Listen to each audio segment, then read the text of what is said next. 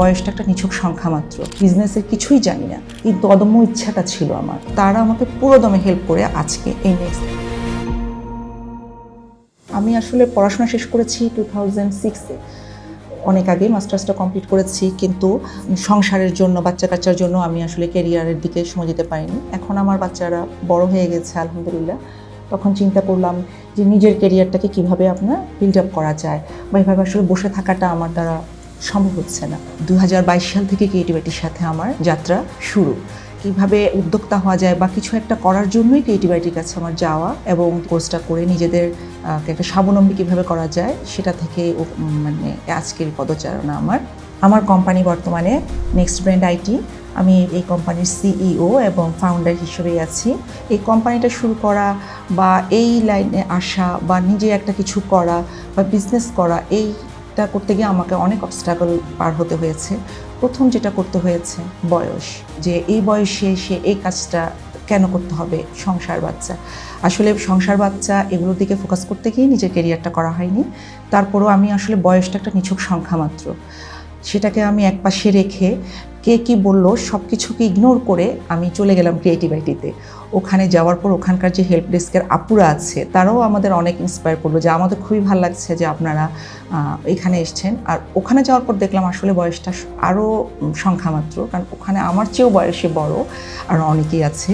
ওখানে বয়সটা যে কোনো বিষয় না, এটা পুরোপুরি মনে হলো। তখন আমার নিজেকেই মনে হলো কি আমি আবার সেই ছাত্র জীবনে ফিরে গেলাম। 22 সাল থেকে যাত্রাটা যেহেতু শুরু হয়েছে, 26 সালে সেইটুকু আসতে আমাকে অনেক করতে হচ্ছে। যার নিয়ে যেহেতু আমি বিজনেসের কিছুই জানি না, কিন্তু অদম্য ইচ্ছাটা ছিল আমার। তবে বিজনেস শুরুর বিষয়ে আমাকে প্রথম যে সবচেয়ে বেশি হেল্প করেছে আমার সবচেয়ে ভালো বন্ধু আজাহার। আরেকজন আছে আমার আরেক বন্ধু মুক্তার হোসেন, স্টিল নাও সে আমাকে হেল্প করে যাচ্ছে।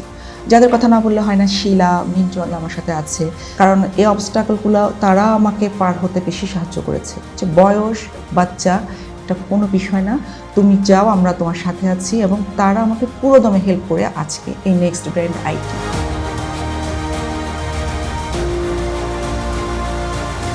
আর পুরো আপনার টিমটাকে পরিচালনা করা বা কোম্পানি অর্গানাইজটা করা সব কিছুই করছেন আমার সহপাঠী বা আমার বর্তমানে কলিগ, যিনি আরিফ ভাই।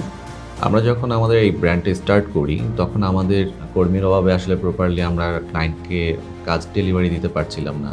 তখন আমরা ফিল করলাম যে আসলে আমাদের একটা বড় টিম দরকার যারা আমাদেরকে প্রতিনিয়ত এই কাজে হেল্প করবে।